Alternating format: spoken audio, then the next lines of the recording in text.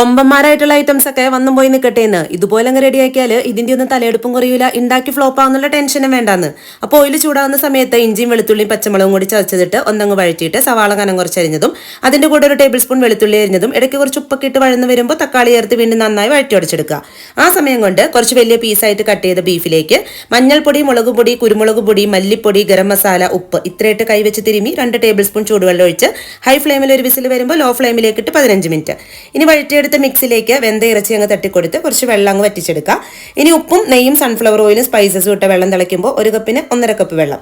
10 minute കുതിർത്തിയ ജീരകശാല rice ഇട്ട് law ഫ്ലെയിമിലേക്ക് ഇട്ട് വേവിച്ചെടുക്കുക. വെന്ത് കഴിയുമ്പോൾ റൈസ് കുറച്ച് മാറ്റിയിട്ട് നെയ്യൊഴിച്ച് മല്ലിയിലെയും പൈനാപ്പിളും അണ്ടിപ്പരിപ്പും വറുത്ത സവാളയും ഇറച്ചിയും ഒക്കെ ഇട്ട് അതിൻ്റെ മുകളിൽ വീണ്ടും റൈസ് ഇട്ട് നെയ്യൊഴിച്ച് നമ്മുടെ മല്ലിയിലയുടെ മിക്സ് ഉണ്ടല്ലോ അതൊക്കെ ഇട്ട് ലോ ഫ്ലെയിമിലിട്ട് എടുത്താൽ ടേസ്റ്റിന്റെ കാര്യത്തിൽ ഒരു കോംപ്രമൈസ് ഇല്ലാത്ത അടിപൊളി ബീഫ് ബിരിയാണി സെറ്റ്. എല്ലാവരും ഇതുപോലെ ഒന്ന് ട്രൈ ചെയ്യണം കേട്ടോ.